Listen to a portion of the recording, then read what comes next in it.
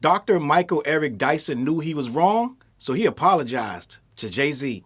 My friends, Michael Eric Dyson here, on the way to the funeral of the Reverend Jesse Jackson, a man I knew for nearly 40 years, had a tremendous friendship with. And the reason we were able to maintain and preserve our strong intimacy and bond is because he said stuff to me and I said stuff to him that didn't get to the public ear. I remember once when Kanye posted publicly a text exchange between us that was private, and I was hurt by that. And I'm thinking about that because I've done the same thing to Jay-Z. No, I didn't publicly post a text, but I talked about a private exchange between us that should have remained between us, as it has for the last 20 some odd years. So I want to apologize to him here. Why am I doing it here and not to him directly? Because the old black people said, where you did it is where you get it. Where you messed up is where you fess up. And that's what I'm doing. What was his main disagreement? Look, first of all, it wasn't a call. It was a text. That's what we do. We text about geopolitics. We text about The Godfather and a myriad of topics. That is what our habit is. His main disagreement, when I compared Kendrick in his line, Not Like Us, to Trump in his trying to distinguish himself from others who weren't on the same level. And Jay-Z said basically that was a faulty kind of comparison. One is a rapper, the other is a far more sinister force. And he said, this is what rappers do. They look at the vulnerabilities of and insecurities of their opponent and they exploit them. Why would he know that? Because he conducted one of the most famous rap battles in the history of the art form. And so I mischaracterized him. He said, it ain't that serious. He wasn't vigorously disagreeing with me. It's not like he called me and said that. And even on the text, he literally said, it's not that serious. So I want to apologize to him. And the reason I clarified my position in the first place is because he made that distinction between Trump and Kendrick that I wanted to make clear that I completely understood and did not intend. So God bless you all on this morning. Rest in peace, Reverend Jesse Jackson. Jay-Z, my sincerest apologies. Much love to you, my dear brother.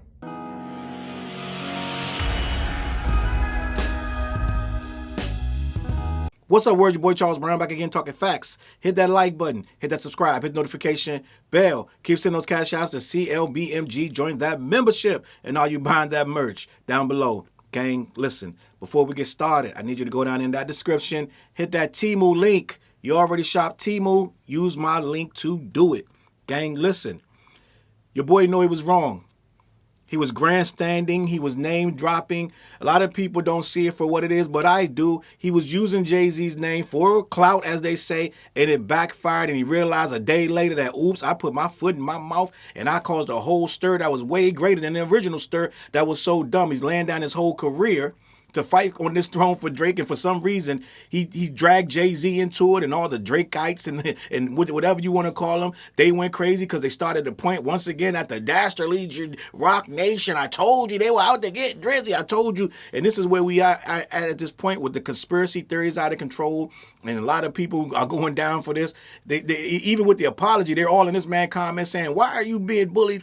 Why are you afraid of Jay-Z? We know he has a bully mentality, and blink twice if you're okay, all this kind of stuff, because they think that Rock Nation got to him. Okay, this is the world we're in, where Jay-Z he does everything, he says everything that happens bad in the world to a select group of people is because Jay-Z willed it so. Some kind of way Jay-Z has his foot on the gas, on the neck. He has his finger on the pulse of every single thing in society. And for whatever reason, now he's applying pressure to Michael Eric Dyson, who for whatever reason dared to speak his name. It is wild to see, but I want to break this down, different levels to this, and I want to break it down piece by piece. First things first, Michael Eric Dyson was wrong from the jump. The very first argument, before he brought Jay-Z into it, when he started to try to make this Not Like Us a comparison to Donald Trump and this whole the xenophobic political identity, what he's talking about with Donald Trump. He tried to make that comparison, which was dumb, and he claims that Jay-Z hit him up. Now, the whole simple fact of the matter was he didn't clarify then, he didn't really clarify now, but when he brought Jay-Z into it, everybody thought that it was about Drake. Right? Now, where we got to right now is apparently it wasn't even a phone call, it was a text. Okay, so now you saying I got into it with my friend 20 years ago, yeah, through a text, right? So now we start understanding there was no physical checking on the phone and I don't know how much vigorously agree and disagreeing you can do through a text, right? You can vigorously disagree to a degree, but at the end of the day, I don't know how you gathered all of that muster to make it like it was this whole back and forth and it was da da da. You made it seem like it was over the battle. Apparently it wasn't over the battle. So we're going to get to that. I want to read this article on hotnewhiphop.com and tell y'all what's going on. But for me, for my money, I already knew he was using Jay-Z's name to get clout and for people to say, oh, this guy knows Jay-Z, in case you forgot.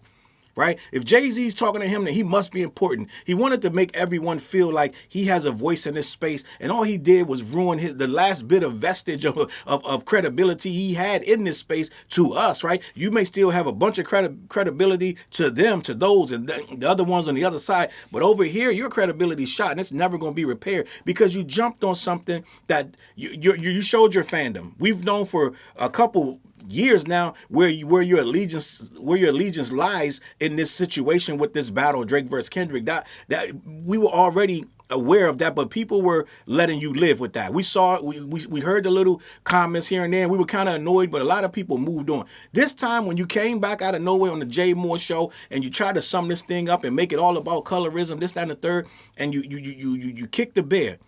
And what happened this time? It went viral. It was a little teeny. The podcast numbers didn't really do shit, gang. I think it was like 1,200, maybe 1,500 views, 2,000 tops. That thing did nothing for the actual podcast. But somehow that clip got clipped up, and it had already been said, but it got clipped up some kind of way and got released to the general public. And voila, we came running in droves because this time it's special and you struck a nerve. Now what we're doing is we're calling you out, lining you up for this fake faux colorism argument. This is probably my third video on this. The first one I did a whole video breaking down what you said line for line and how ridiculous it was that you were trying to make it an argument about if he was black or not, which was never the argument. It was never ever manifested in the words that he wasn't black, especially by Kendrick. So at the end of the day, that was never the issue. The issue was more so a culture identity, that where he comes from, that culture isn't the same as this one. That's what that was about. And not like us. The manifestation of the initial concept of it was a cultural thing. You're not like us. It was never a black and white. And we did see some fan pages try to equate it to, they're coming at his blackness. But a lot of times, just like with Michael Eric Dyson, the people who felt affected by that were people who felt colorized in real life. So they try to bring that trauma into the battle. I'm not going to lie to you. When the battle first happened, I did see a couple posts where they were, and it was with some black females, they were really upset that Kendrick spoke on his blackness. You try to reduce. It was a couple. I'm not going to sit here and say that they weren't. They were when the record first dropped. When the battle first happened, it was even before Not Like Us. When Euphoria and then Meet the Grams, especially Meet the Grams, I did see a couple people go online and write these dissertations about how you're trying to strip his blackness. But gang, that was his fans.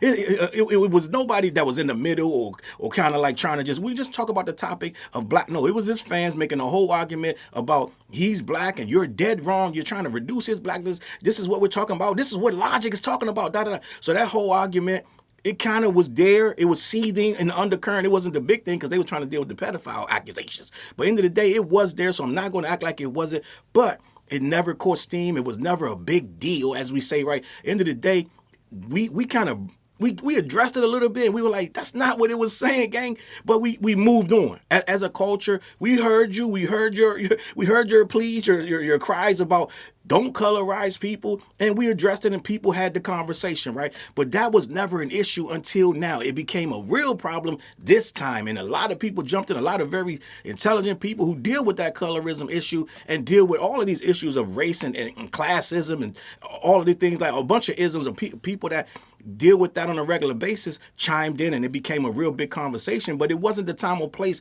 where he had it. He had it on a white podcast with Jay Moore and other white people in the room. He tried to have a conversation about colorism in the black community. That is not the time or place. But he got asked a question, or let's just be honest, by the white host, Jay Moore. Salute to Jay Moore, a comedian, used to be on Saturday Night Live and this, that, and the third.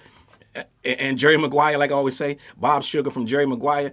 He brought up the conversation because it was two black football players, and one of the football players called the other player half, like half a Negro, right? He said that brought up the conversation. So then Dr. Michael Eric Dyson jumped up and said, like Kendrick and Drake. So at that moment, it was his time to shine. It was his time to shine. Showtime. You know how you practice for something for 5 years and it's finally chance? It was showtime. So when he got that, he ran that ball, ran straight to the end zone, blah, blah, blah. But what he didn't realize, he ran to the wrong end zone. So he scored for the other team because we came out in droves, tore his monkey ass up. And at the end of the day, what happened was he put his whole collegiate reputation on the line over a battle that he's over trying to analyze. It's a battle. Gang can use his weakness against him. If you're going to have a rap battle, if you're going to be in this rap space and try to discuss rap battles, you can't sit there and try to overanalyze what he said about him. Because rap battles happen every day. We got whole battle leagues that sit there all day. Your mama, your dad, they sit there all day and pick people apart. They get insider information. They call around, right? Wasn't allegedly Drake the one going around paying $100,000 here and there, spreading money all around, trying to get dirt on him so he can use it against him? Didn't he do that to Pusha T too? So to try to overanalyze the dirt that they go out and get, which is part of the fight, which is what they want in the first place, is dirt on each other. So at the end of the day, to try to sit back as a psychology professor or whatever you got going on, to try to sit back and overanalyze the words used against the other rapper, you already lost. You were already out of your depth because it's a battle. They can say anything to each other. I've been arguing with these Drake fans for at least 2 years that you can say anything, gang. You can pretty much say anything. It's up to the opponent to sit there and defend himself, not you. You're a fan. It's up to the opponent to sit there and say, well, wait a goddamn minute. I ain't do shit, right? So at the end of the day, as an opponent, you're not even supposed to defend yourself really in a rap battle. Imagine rap battles where the guy's like, well, you know what? I really never beat my wife and I don't appreciate it. Like, no, you're not supposed to say shit. You're supposed to say, you're supposed to sit there silently, or like, if you watch a rap battle, motherfucker yawn or something, or he looking the other way, or he looking down, he rehearsing his own raps. He's not paying attention to what you're saying too much. And he's definitely not going to sit there and do a whole retort and do this, that, and the third. So that's not what this is for. So the fans started getting into it, and now Michael Eric Dyson is a fan, and he wanted to get into it too. He overanalyzed Kendrick words, and he made it to, you're colorizing. Well, gang, guess what? He didn't colorize. I put on my Twitter the other day, I said, where in Not Like Us did he colorize him? It's nowhere.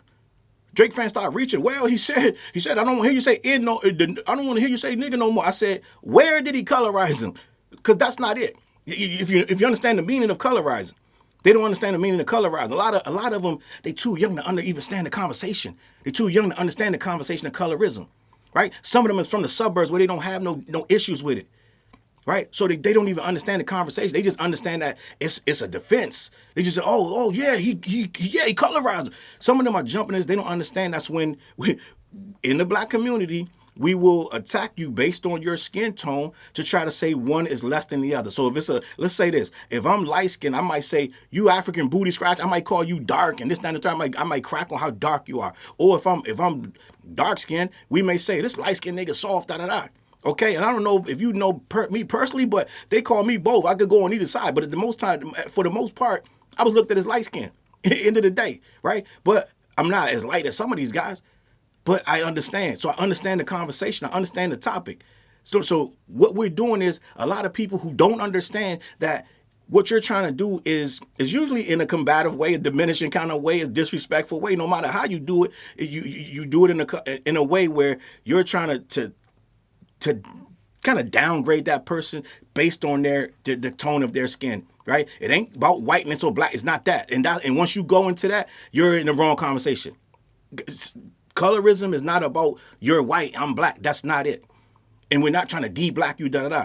The whole conversation, what he was doing I believe it was Meet the Grams, what he was talking about was how Drake himself has shown that he has issues that he feel not black enough. That is an issue that Drake has said, even in the line that Michael Eric Dyson, I keep saying this, when he said that, I'm light skinned, but I'm still a dark nigga, right? A dark N-word, apparently. He said, I'm light skinned, but I'm still a dark N-word. That right there is insecurity. Because you can't say I look this way, but I'm really that. So that right there is showing insecurity about your skin tone. You're colorizing yourself. No one brought that up. You said that yourself for whatever reason, whatever song he said that on.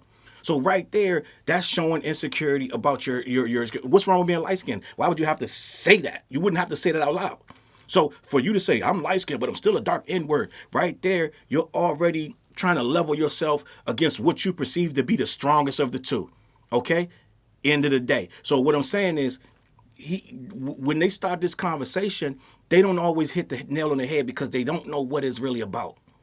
Understand? So what Michael Eric Dyson apparently has had this trauma in his own life. This is a subject he feels strongly about, and he tried to use the battle as the catalyst to launch the conversation.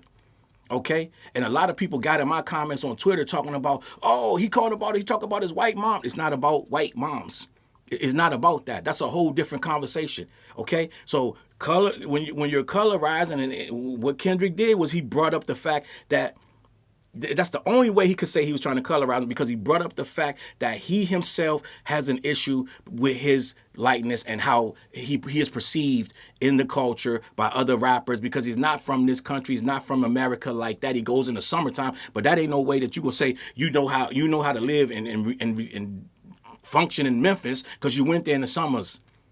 You're not built like that. And that was what the song was about. So he used all that against him. This guy didn't understand that because he's a fan. And he's tried several ways to try to level the field and try to explain to us, well, just because he's light, well, his grandmother used to babysit Aretha Franklin, and his uncle's Larry Graham, and this, that, and the third. Slide the Family Stone. He started naming all these black things that he could say, well, he's black. Well, I already told you, it's levels to this blackness, right? So who was I talking about? Jesse Lee, whatever his last name is, the right-wing black guy versus Chadwick Boseman in levels of blackness. Which one we taking over on this side? Which one we gonna choose, right? So end of the day, if we're not choosing no self-hating right-wing conservative that sit there and tries to bring down the black race every single chance he gets, but he is black. But genetically and features and everything else, he's as black as Chadwick Boseman. But we're not taking this guy. We're not taking that guy over Chadwick Boseman. So Chadwick Boseman. So end of the day, it's levels to this, and that's where the song is trying to tell you that, okay, this is an American art form. We live this. We struggle with this. This is how we live and die in this country. We have a whole lot of things that we grow up with, and it becomes a part of our DNA, and we put it in our music. And this is the music that we created. So end of the day, most of that stuff, you can't relate to it. You're not like us. Now, what this guy tried to do is equate the song itself to Donald Trump. And that's where Jay-Z comes in. Jay-Z hit him with a random ass text like, bruh, what's good? You sitting there talking crazy. He's like, me? Why? Whatever. I don't know what they say, but at the end of the day, they got back and forth into this shit about the text. He went online talking about, because once this thing got out that he said what he said on Jay Moore, we lost our shit. Every other influencer or social media person had some kind of think piece or video or both, and we were going at this guy nonstop, and I'm sure he got at it all day and night, and he couldn't take it no more. So he threw Jay-Z's name in there to try to shift the narrative. Like, wait, I got friends, guy. Jay-Z's my homeboy. So he tried to play cool. He put his little Detroit, what was it? Somebody told me it was Detroit Tigers hat on, right? Put the Detroit Tigers hat on. Now he's cool. And now he's going to say, and one of my homeboys that I love dearly, his name is Jay-Z. Right there, he knew he effed up. And at the end of the day, I told you, when I did my video, I said, he's trying to appear cool. This wasn't no accident. He thought this out. He says, I never talk about me and Jay-Z conversations, and you should have kept it like that. Because when this get back to Jay-Z, which it surely will, probably 10 minutes after you drop this video, he going to be like, bro, how could you? I don't ever talk to you so you can put it in the media. The reason I even talk to you is because you don't put it in the media. You're a scholar. You shouldn't be out here looking for clout and looking for validation from people on Twitter, aka X. You're pandering, and you're trying to get in the good graces of people who are not going to listen to you because you've already went too far. You're not going to manipulate us with this Jay-Z low-hanging fruit. All of a sudden now all is forgiven because you know Hove. And he actually texts you back, no, this not going to work. But he don't know that. A lot of things I'm saying about Michael Eric Dyson, he's kind of like, it's almost socially, he's socially inept. He doesn't understand what's really cool out here anymore. You can tell the things he says. He doesn't really say things that's going to resonate with us. The more he talks, the worse it gets. I'm just going to be honest. So I think he's looking at stuff like everything from his point of view. It's this old school 50s, 60s mentality where, hey, I'm cool by association. If you stand next to Jay-Z, then I'm cool like Jay-Z. And it's silly shit. Like he tried to say this guy is related to Sly and the Family Stone and Larry Graham and his grandmother babysitter Aretha Franklin. A lot of silly shit that don't make nobody black or white. Right? But he tried to use that as his level of blackness and how he was proving his point. Well, at the end of the day, soon as I saw the video and I said, he mentioned Jay-Z, he ain't gonna like that. And I think it was a day, maybe two. Matter of fact, it had to be the same day because as I dropped my video, after I dropped my video and posted it, I scrolled up and saw him already apologize. So I think he apologized a day later. Right, let me read this article and have this conversation. Michael Eric Dyson apologizes to Jay-Z for spilling details about their text by Gabrielle Braz-Navarez for hotnewhiphop.com. Michael Eric Dyson said Jay-Z disagreed with his comparison of Kendrick Lamar's Not Like Us to Donald Trump's political identity. And see, that was the conversation online. It got really, really crazy because those Drake fans, like I told you, they started to accuse Jay-Z of openly hating on this guy. The post it went through the roof. It was almost, finally, we cracked the code. We knew this guy been after Buddy, and this is the proof. You see it. Why is he calling him, talking about Drake? He all in Drake. This is what I'm talking about. And it became a real narrative. It became a serious thing where it's always, everything's serious with these motherfuckers. It's oh my God. Everything is, oh my God. So this was another, oh my God. And it became serious that now we got proof. Michael Eric Dyson. They started sharing Michael Eric Dyson. He became the poster child for this Jay-Z and Drake beef. This is some new shit that's just gonna be. We got proof now. Rock Nation, the Dastardly Rock Nation. They got Tory first. Now they after Drake, and it was almost like an assassination attempt at this point. It was a coup. They were rising, and he's been out to get him. The narratives got crazy. I told you, he been out to get him for 20 years. This why all the Iceman leaks. It's like every gang it went crazy.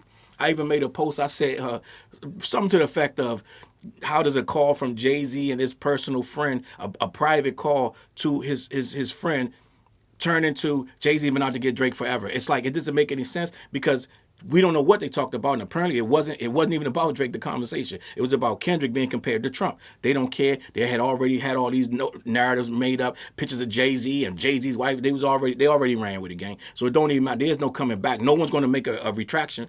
Right? Nobody on that side is going to say, you know what, guys, we got it wrong. Wasn't that? Sorry, nothing to see here. They're not going to do that. They'll keep this shit going for a year because it doesn't matter. The lie is more entertaining than the truth, and it fits the narrative. But let me continue.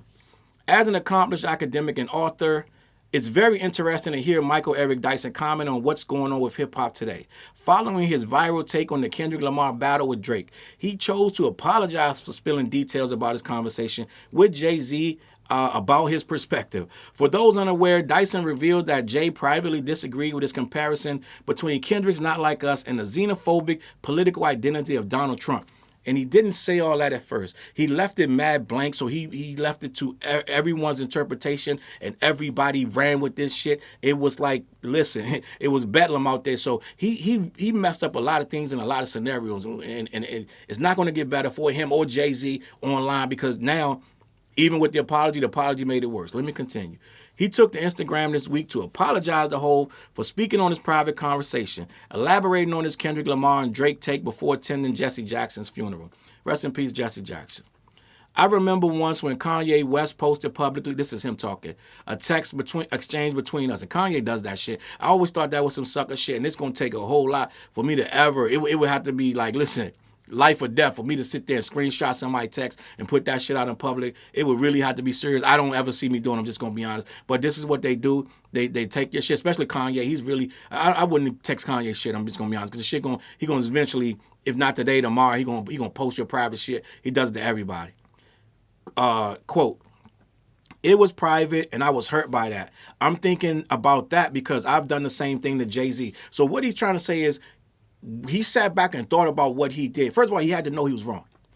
But as a psychologist or whatever he is, he started to figure out, I'm wrong. I got to figure out a way to get in front of this to get to Jay-Z because I used his name in vain. He's not going to like it. I probably messed up a good friendship.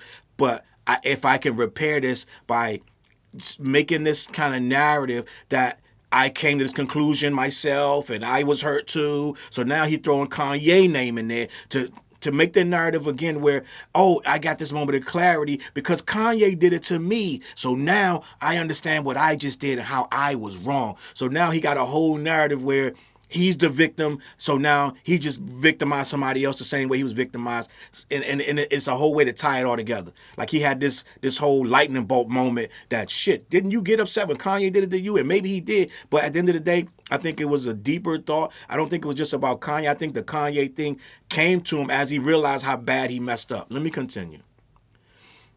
No, I didn't publicly post a text, but I talked about a private exchange between us that should have remained between us, as it has for the last 20 some odd years. So I want to apologize to him here. Why am I doing it here and not to him directly? Because the old black people said, where you get it is where you, they put this wrong. It said, where you get it is where you get it. What he said was, where you did it is where you get it. Where you messed up is where you fess up. And that's what I'm doing right here. Now, understand why he did it. And he kind of had to. He had to do it publicly. It looks worse. He looks even worse. He looks like a cat and a fiend that will, first of all, say something about a private conversation, then come back out and say, it really wasn't a conversation. It was a text. And I feel bad about it. So I'm going to apologize. It looks even worse. It looks like you're indecisive. It looks like you're playing games out here as you're going to Jesse Jackson's funeral. Allegedly, you're on the way there. So it looked like you're really you're wishy-washy and you don't stand on business. It's like if you wanted to say the Jay-Z thing and it meant that much to the conversation, then you said it. Now you apologize. It's almost like you're clout chasing in reverse at this point. But you had to say this out loud because end of the day, you want that message to get back to Hov. Hov might not even be taking his calls. What probably could have happened, I'm just going to be honest, he could have texted a nigga and he was like, yo, bro, I'm sorry, and the nigga's not responding. I'm just going to be honest. It could be some shit where Hov not even responding. So now it's DEFCON 5. And he hurt, his eyes all crossed. He looking all like, yo, please, I don't know what to say but other than this. So end of the day, he looked like he's kind of disheveled and he didn't get that much sleep. So Hov might not even be responding, which is even worse. So he went to the airway. Let me continue. From there, Michael Eric Dyson said he and the Rock Nation mogul text and don't call about the Godfather, geopolitics, and much more, going deeper into Jay-Z's disagreement with his K-Dot take. His main retort was that Trump is a politician and the Compton lyricist is a rapper, making the impact and intent behind their statements difficult to compare or conflate. Quote, he said, this is just what rappers do. Dyson said, bringing up Jay's Nas beef as proof of his knowledge. Quote, I mischaracterized him. He said it ain't that serious. He wasn't vigorously disagreeing with me, which you said he was. So everything you said, you're taking back now. Almost everything you said for clout. This is what happens when you do shit for clout. You might have to eat that shit and say it wasn't really like that. And you might elaborate. Let me finish.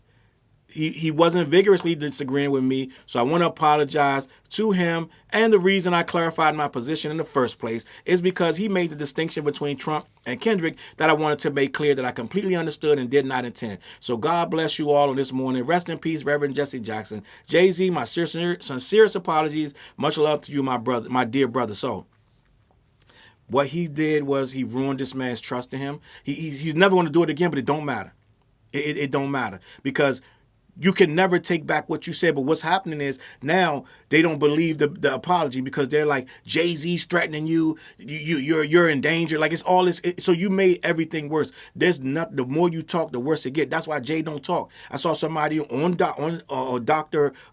Michael Eric Dyson's post. This woman, she was like, yo, so you talk to Jay-Z about geopolitics when he won't even speak out loud about geopolitics to the public when it's a huge thing going on right now and he doesn't have a voice on it. I've lost all respect for him before for that, and now I've lost all respect for you. So they're like, we're losing respect about the whole thing. So the more you talk, the less you're making any headway with these people. Every word you say, they're dissecting it. This is why he don't talk. This is why Jay don't comment, because no matter how he says it, they're going to dissect it. There's going to be somebody on earth that goes into the comments and has a problem with exactly what he said. They're going to disagree with you. They disagree with me. They disagree with anybody. So it doesn't matter how you word. You can sit there and think for a year straight how to word this shit to the perfect paragraph. Soon as you post it, this is some bullshit. How dare you? So this is why he don't speak on it out loud.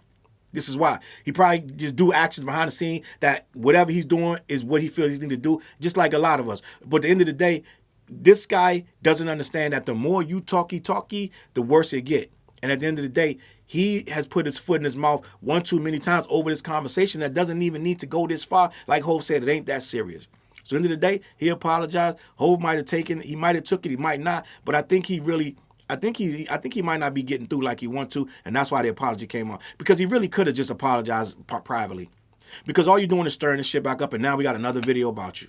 I'm out here, man. Let me know what you think in the comments. CLBMG, head on over to black-yeti.com. Let them know who sent you. Also, every week we go live on the What Show. Me, TJ, and Flares, 9:15, 9:30. Wednesday nights, and that's on all 8 of my platforms and channels, this, that, and the third, all right? Get down in that link. Hit that Temu in my description. $100 discount bundle. Make sure you lock in, support that channel that we got over here, all right? Also, what the fuck? I got the other channel up. Right? Make sure you lock in on the Patreon. That's up. That's been up. It's going on 3 weeks now. We got 100 heads over there. We're trying to get to 2 and then 3 and just keep that channel alive, gang. It's going to be popping. I'm trying to post every day. It's stuff that I don't talk about here. I'll talk about over there on the Patreon. All right? Become a member over there at Challz Brown. All right? And last but not least, we got a new song called This That. We got a video. Me, TJ, Flares. We barking on that. We on some hip-hop shit, man. Get in the comments. Let me know what you think about that video. Share. Hit the like button. And listen to the music. We got the album called The What Project. All right? I'm out of here, man. I'm going to catch you on that flip side. Peace. Look, mission impossible to drop a few lines without dropping old times when Southern Hill was still a gold mine. When pistol grips was my shit and I sold mine. When Alias was not a show and they told mine. Elevate your mind with high quality THC infused products. BlackYeti.com. Black-Yeti.com.